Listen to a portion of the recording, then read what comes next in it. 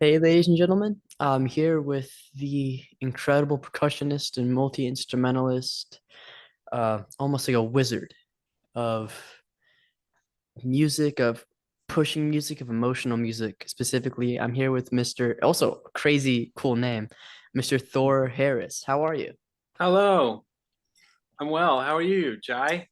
Jay. Jay, Yeah, okay. there we go. I'm All doing right. great. It's an honor and a pleasure to, have you on the pod. Cool. How's life? Good. It's really beautiful. It's springtime in Austin, Texas. That's where I live.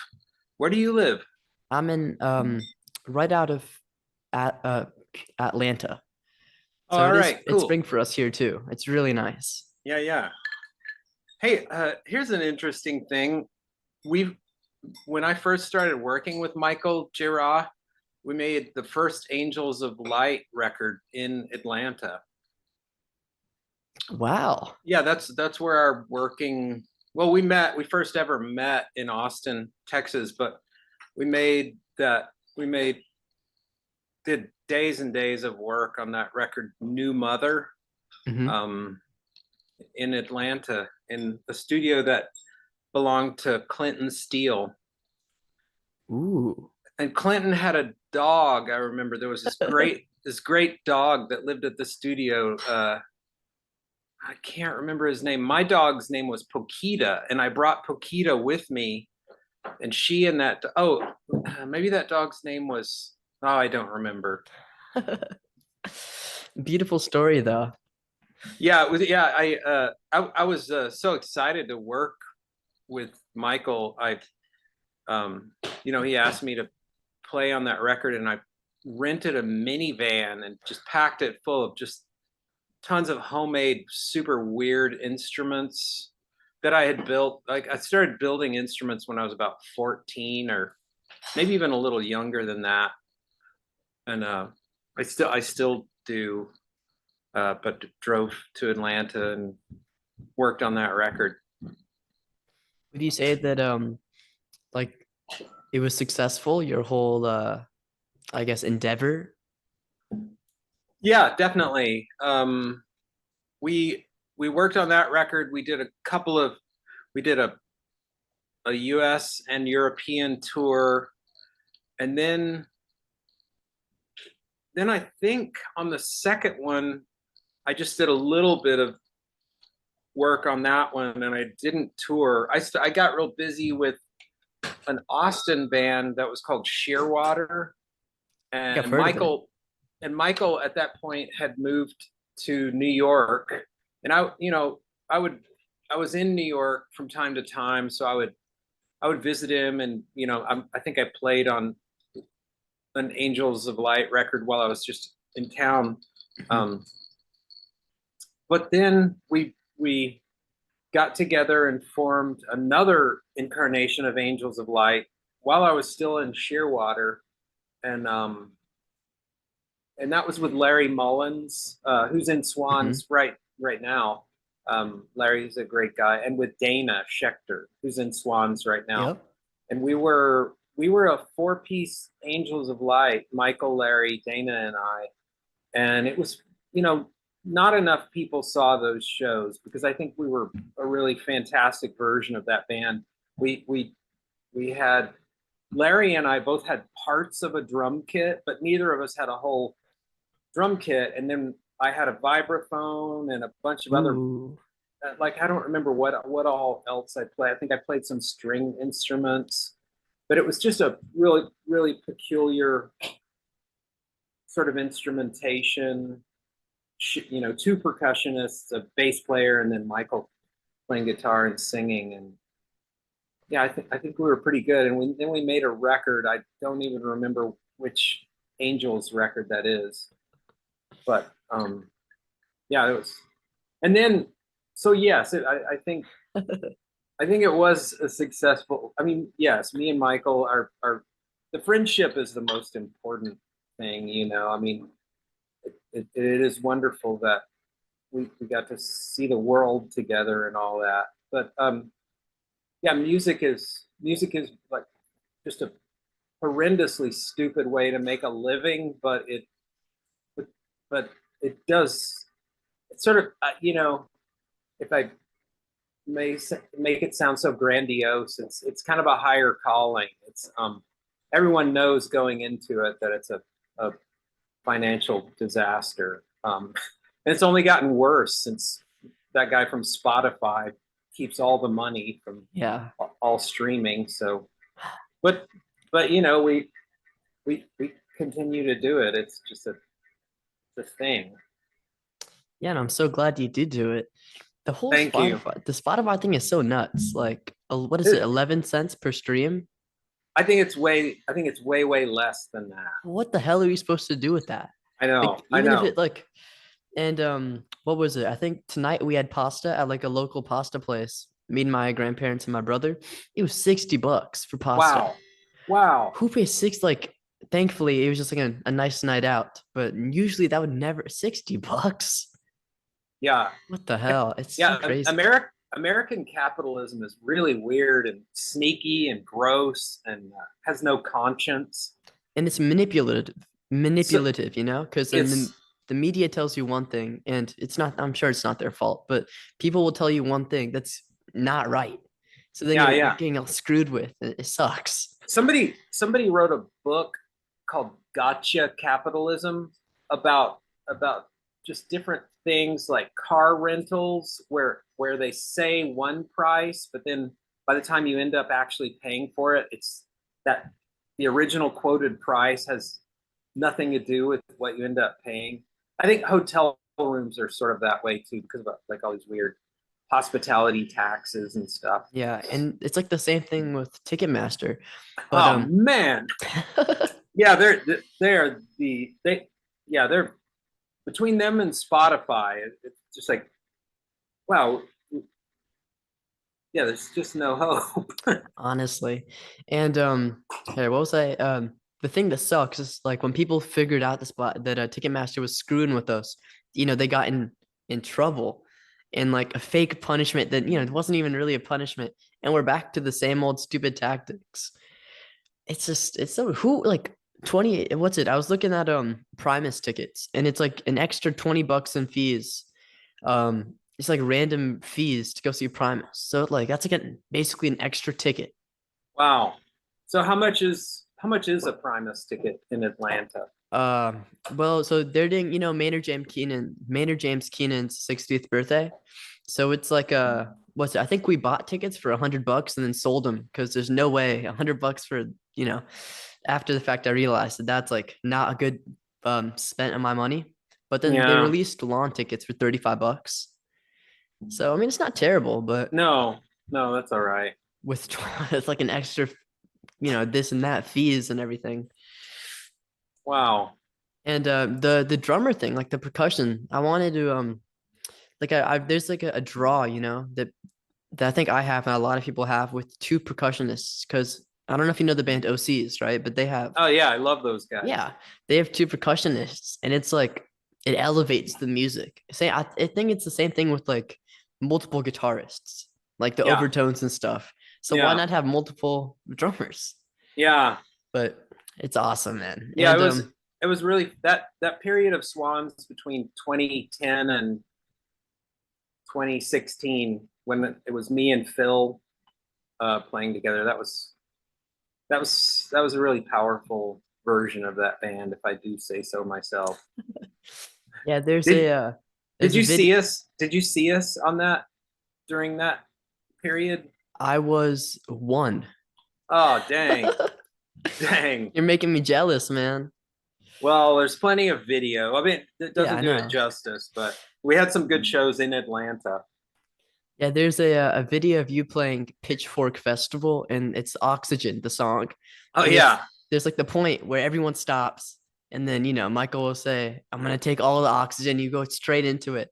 I think I've watched that video at least 20, 30 times. Oh, cool. Like it's That insane. that day, and I'm a native Texan, but that day it was so hot in Chicago. I thought, and I just kept, you learn music and your body will just do it whether you're thinking about it or not. But I just kept thinking, man, I might pass out, which that's okay if that does happen. it it'll be pretty punk rock moment, Oh but yeah. Like you could it see the it sweat didn't dripping happen. down you. Yeah, it was. I think that side of the stage. I was on the west side of the stage, and it was in the, Yeah. I guess, late afternoon, so the sun was just burning my guts out. But it was fun. I mean, those shows where you're just like physically at um sort of at your limit. Those are really cathartic and feel like they cleanse you in a way. Is that kind of like with festival shows? Because I noticed that like you as a person and then Swans in general don't really do many festival shows. Um, I love doing festival shows, and I think that they pay pretty well. What Michael didn't like about them was they often wouldn't let us do our whole 2.5 hour set, or they didn't want us to do that long of a set. But I loved them, and I liked that the set was forced to be shorter too. 2.5 hours is a long time. But Michael has his ways that he wants things. Yeah. I mean, for like, I guess on my perspective as like a consumer, I like festivals because I can pay like what is it, $100, which is nowadays like a concert ticket. So I Yeah, can pay one concert ticket and see like little tastes, maybe yeah, like a little bite of this, little bite of them. I like And it. Yeah, yeah, I like him for that reason too. but then at the Because same time, it's getting more and more expensive. I don't even know if it's worth it anymore. yeah, yeah, we have this awful South by Southwest fest down here. That was crazy. It's gotten so expensive, and now they've been bought out by this right wing media conglomerate called Penske Media, and they have like war machine sponsors and stuff. And You know what's there's a crazy? what You know, Welcome to Rockville? I don't. They are like a more mainstream festival down in Florida, and they just got outed for being sponsored by the U.S. military as well. So I'm really interested what's going to happen. I think all the Yeah, bands are going to drop out again, which is good. going to be really funny. Yeah, I hope they do. They should drop out. I mean, if there's like since time immemorium, I don't know that word, but immemorium, forever musicians have been the voice of anti-war, and especially rock musicians, folk musicians, soul, R&B. It's all we're we don't want anything to do with the war machine. And the most hideous thing that America exports is war, and we've been doing it since World War II. And it's like that the most disgusting thing about America. And still, the most beautiful thing about America is the art and music that gets made here. I mean, to this day, nobody wants to buy American cars in other parts of the world. Nobody wants to live like we do, no health insurance, but people still love our art and our culture. Exactly. And like the two things that are this boggle my mind is like, first of all, America is supposed to be like the land of independence, right? So, especially with these music festivals where every single artist playing that's like on the bill does not support war. Why the hell do you have a sponsor? But then like also, um, crap. It was on the tip of my tongue. I lost it. But It's all right. it's crazy. And like I know some of the my high schools, so well, I think one of the teachers is like a one of the managers at South by Southwest. So I'm super interested to talk to him about that stuff. But oh no, here's what I'm gonna say. Um, it's crazy in this weird political state that we have, right? Where everything makes no sense. No one really tries to make it make sense for like the average person, like you and me, so we can fully, understand it. Why are we making it so people have to go out of their way to understand the thing that will like change in their lifetime the most? Yeah.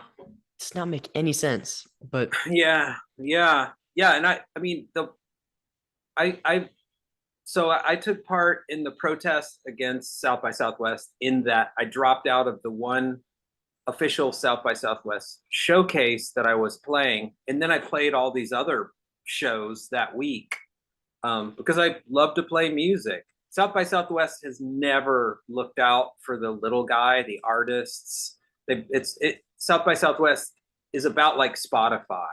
I mean, they just say, well, you got a bunch of great exposure. We kept all the money, but tough shit. We gave you great exposure, so get out of here, kid. And after 35 years of that, it didn't take much to convince me to boycott that festival. I've been trying to boycott them for years, but like last year, I played 4 shows. I played with Colin from Wire, and then I played a solo show, and my band Thor and Friends played a Mhm. show, and there was one more. Oh, and I played with Water Damage. Oh, That's a cool. band that I play in. Uh, but I did not see a dime from the festival, and I don't know how they do it. You know, granted, I could have said, hey, I could have interrogated. I of course have the numbers of like the higher ups there. I could text them and say, hey man, are you guys gonna pay me because I don't want a wristband to go to shows. I'm playing too many shows to even be able to go to shows. So, but it's yeah, that festival is the worst about being decent to artists. Are there And any I played festival? and I played festivals all over the world. Yeah, Never been treated like we were at that festival. Have always been at that festival. You were going to ask if there are festivals that I love. yeah, Almost all of them. I love Normal in Mexico City. yeah. It's one of the greatest festivals. I think that it doesn't exist anymore, sadly. Um, I've heard but about it, but I'm not sure. oh, it was my favorite festival, maybe in the world. And then there's one in Poland called the Off Festival. That Ooh. was that was great. There is one there's one in I think Kentucky called Big Ears. It's just amazing and like, just an amazing lineup every year. It's one of my favorite festivals in the world. Swans played it, and I got to see Terry Riley play like in a library. That was amazing. Um, yeah, there's I generally kind of like festivals, and there are small festivals in Austin that I think are great. Like Wizard Rodeo is a great festival. There's one in West Texas called I think it's called Infinite Hellscape.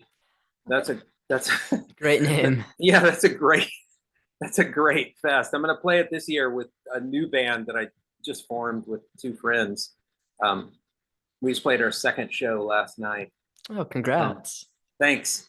Um, yeah, I think I wouldn't say that this is true of South by Southwest, but I think a lot of festivals start out, idealistic and just want to make beautiful music happen, and then money money gets tight, and they take a little help from like some big real estate company, and then the real estate company is like, well, we think you should do things this way, and then it's over.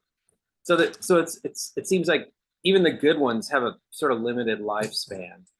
Yeah, that's what I've noticed with what is it? Like a lot of festivals this year kind of dropping out. And then another thing is that there'll be like the same 3 headliners at every other festival because it's all Yeah, hyper, it's hyper commercialized.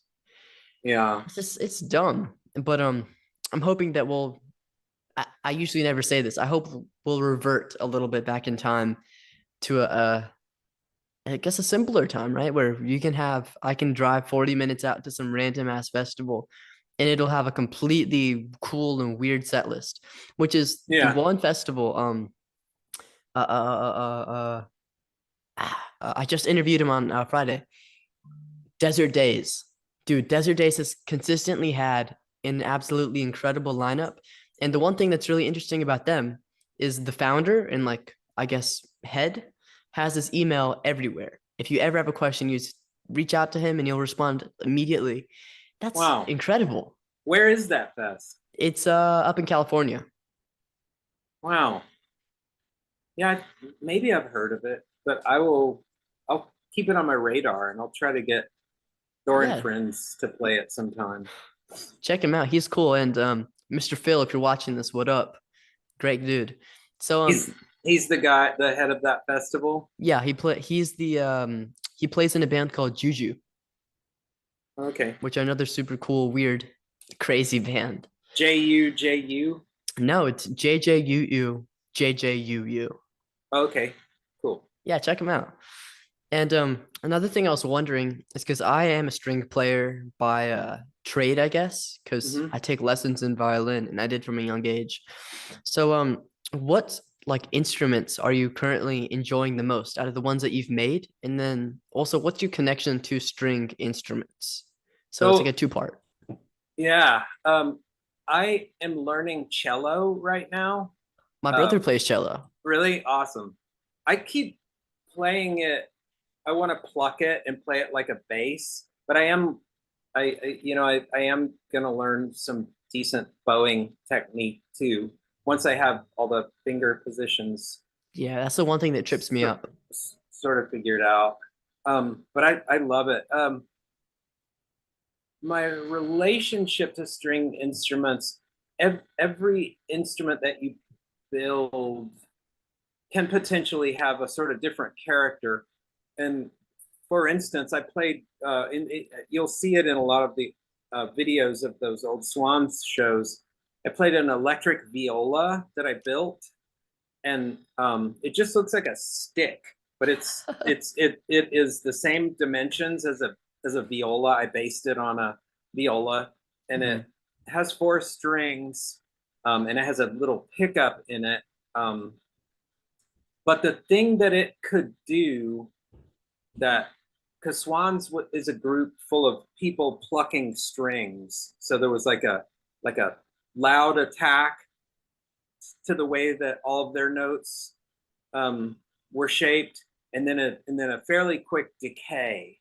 But a string instrument, as you know, as a string player, it's just a constant note. You know, as you so there is an attack, or there can be, but you can also fade the attack in, and you can keep the note going in, you know, indefinitely. So that was why I thought that I needed to play electric viola in that band. I also had, you know, I could also run it through a delay pedal and set up these real percussive but tonal um, viola parts that I, you know, would just do for long periods. That instrument, that instrument did become really, and I wasn't doing that when we started touring, like around 2010 or 2011. But I built that instrument kind of specifically for Swans, and then I Mhm. also had have a in a lot of those old videos too. I built a electric hammer dulcimer, which is about, it's about this thick, but it's maybe 3 feet long and 10 inches wide, and so it only has 10 strings. It's very simple tuning. You sort of tune it to the key of the song that you're playing in, and it's real easy to retune, and it stays in tune real well. That was a that like hammer dulcimer, and then Phil had on the side of his drum kit a complete, really elaborate acoustic hammer dulcimer that did have some pickups in it. Um, so we both had hammer dulcimers. But the electric, I mean, what I liked about the electric one was like there was never a feedback issue, Mhm. and it was just such a simple instrument. I would throw it into a case and pull it out every day, and the thing would still be in tune. It was just amazing. It Incredible. took so much abuse, and I played it last night. I played it at that show with this new band. so yeah, a lot. And then yeah, string instruments. I'm sort of a late comer to string instruments, and I'm still, I started, well, I started very young playing piano and just learning a little bit of music theory. But when I really fell in love with music, I was about 9 years old, and that's when I started taking drum lessons and listening to Motown, like the Jackson Five, Yeah, yeah, and yeah. back then, like funk and soul music were huge on AM and FM radio, and so like a lot of my first real loves were like those Black American funk and soul groups. Um, and I learned how to play drums to that stuff, and then I got into prog rock. I got into Yes and early Genesis. I have a double Genesis LP somewhere over there of Oh, their second and third record, actually, right there. oh, nice. Yeah, Yeah, I love early Genesis. yeah, that stuff's amazing with Peter Gabriel and Phil Collins, such an amazing Yeah, drummer. and the drums are like really a highlight, actually. Yeah, That's they what are. Yeah, I hate the mixing and the production of those older records because I just don't like the way the voices are and how quiet they are in the mix. But yeah, the drums are like, dude, yeah, something yeah, else. yeah. And the way Phil Collins recorded drums back then, he would use a bunch of single-headed toms, like with mics inside them. Uh-huh. That was just a sort of 1970s way of, and late 60s, I guess, way of recording rock drums. That has That's cool. nobody does that anymore, but it was a very specific sound. Sound that I love too. And Yeah, yeah, I guess your thinking on string instruments is super interesting, especially because yeah, I agree. The with like a violin or a viola or whatever, you can get a overtones or multiple overtones super easily.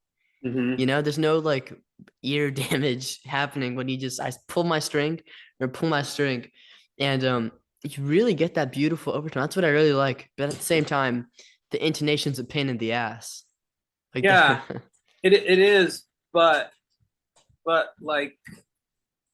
like anything, you know, not everything in music comes easy to me. I still read music very slowly, but intonation, that is a thing that I like to study. Like I like to sit, like I play woodwind instruments too, and I like the uh, the tedious practice of like, how do I get this thing to make a nice noise? Like that part, I do have patience for. Um, so yeah, I will stick with this cello pursuit. yeah, And hopefully. I'm not good at viola, but the simple viola parts that I want to play, I can play. Cool. Yeah, and viola usually what I've seen with like the sixth graders once they transition to eighth grade, like once you like get it, you kind of get it, and then Yeah, it's uphill from there.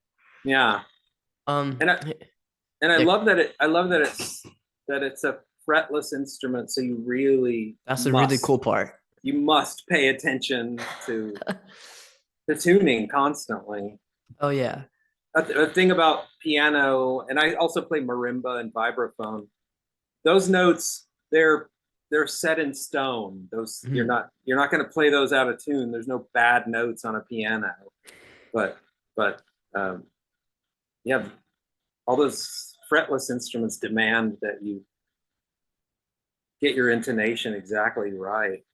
But another thing that's really beautiful about that is that when you do screw up, it's so much more organic. It's relaxed. Because when you screw Yeah. up, you slide around or whatever. I Hmm. really love that. Like it Yeah. feels like you're at a small show or something, just like you're hanging out with your friends rather than, with like a guitar. If you screw up, you screwed up. And you're there, you're done for. Yeah. But I I love it. I I was playing with this really great violinist named Lisa Germano. She played with Bowie and with John Cougar Mellencamp, and Dude, I'm gonna have to check her out. yeah, she's amazing. Can you And she repeat her does name? Germano, Germano, Thank Lisa you. Germano. Yeah, she's a great violin player, but she also is a songwriter, singer. Um, and I said I was playing some. I had some music by a composer named Simon Shaheen from India, and it was really cool the way the violin players would slide around a lot more. I said, Lisa, can you do that? And she said, she's a classical musician. She said that she could. I never heard her do that, but it's so interesting, like the way people from all over the world approach these instruments differently. Yeah, for sure. And the thing that like really gets me with classical training is 'cause, like my teacher's classically trained and he's classically training me. Though sometimes I don't listen to his stuff and I'll, talk to him and be like, why don't we just do something fun with it? If I'm playing like what's it, some set in stone piece, why don't I just like do a trill here or do like a slide to this note? Well, you can't. Like Yeah, it's I guess music culture in different parts of the world and in different time frames is super interesting because you're right, in Indian and like Bollywood, it's so much more free in terms of like pop music. yeah, It's not really constrained to and of course there's commercialism and you have to get those numbers. But if it still feels super creative and super liberated, and yeah, right now in our I guess music standpoint or whatever, some of the songs do kind of feel really rubbery and I guess not pliable. Just like it's hard for me to get into them because there's not enough space. But I mhm, don't know. It's with different cultures, like African music as well. It's yeah, really nice to hear that liberating. yeah, yeah. That African music is my favorite music in the world. But I wish that my band directors, when I was growing up, I wish they had said, "Look, this rock and roll music that you're listening to is good. It's important, but what you're doing right now is you're just learning sort of like the nuts and bolts of how all music is put together. So just study this stuff and be patient with this boring music by old dead white guys because it will sort of pay off.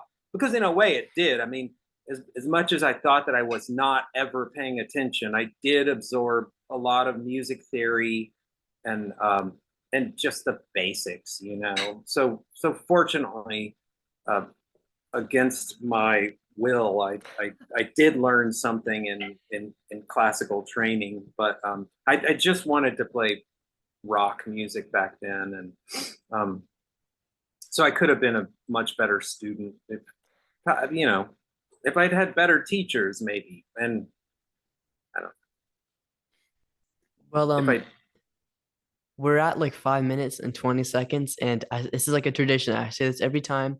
Zoom, look me in the eyes, Mr. Corporate, give me free Zoom. I'm sick of this because it's like $6 per month. I'm not doing that. But oh come on, we're at give five. Jay free Zoom.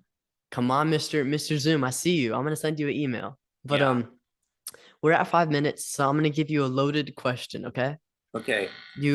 This is completely up to your interpretation. You gotta give me three of one category, three of one, three of one.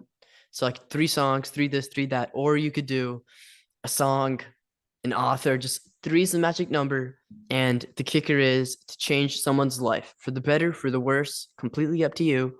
Your time starts now. So uh, music for 18 musicians by Steve Reich. That is a piece of music that everyone needs to explore at some point. Um, Strumming music by Charlemagne Palestine. Super important piece of music that changed my life. Who turned me on to that piece of music? Michael Gira. Uh, then I want to just name my third thing is a band, and Michael Gira turned me onto them too. And they're from Australia, and they're called the Necks, Necks. The Necks are a working band now, and they're just completely amazing. Yeah, Australia's got like incredible music makers right now. But Yeah, they really you do. bringing up Mr. Gira, are we gonna see you on the new record, the new Swans Uh, record? I don't think so. He hasn't asked me to play on it. Um, he does talk about putting together the lineup with me and Norman. Mhm. Um, I know, because I just talked to Mr. Westberg like oh, you did. a couple He's weeks such a. ago. I love that guy. He's awesome. He's just the best. Um, so that might happen, but I don't think it's going to happen on this record. Mhm. Me and Michael keep in touch. We talk all the time. Oh, it's nice to Um, hear. yeah, I love him so much. But he hasn't asked me to play anything on the new record, but we'll see. You know, it takes him a long time to make a record. Yeah, hopefully we'll see you and Mr. Westberg on there because like that's you guys need to help us, me, the 14-year-olds relive the awesome nights. You hear but these crazy stories where the AC was off, everyone's Yeah, sweating like hell in there, and yeah, everyone's gonna faint. And like I've watched so many of those videos, and I need to experience it. Okay, I need to be yeah, fainting to the loudest music. My ears need to be bleeding. I need to see that, man. yeah. Like I would do it again. I was tired of it by the time I quit doing it, but I'm untired of it now, so I would do it again. that'd be really funny. Like for you guys can do like a Swans big finale or whatever in like 5 years and just really turn it up, maybe like 150 decibels. Like screw it. Like that, you know how funny that'd be? Wow. Uh, and we'd enjoy it too. But Yeah. hey, it's been a pleasure and an honor Yeah. having you on the pod. Yeah. Hopefully I'll see you in Atlanta soon if you're ever playing anything, I'll be there. All right. And Great. So nice talking to you, yeah, it's been Jay. super cool talking to you. I don't know what time is it in Austin right now? Or is it like day or? It's 6:40. So I think we're 1 hour Yeah, yeah. Okay. behind y'all. But so I guess have a wonderful night, huh? All right, you too, Jay. Take care. Adios. All Yeah, right, you bye too. bye.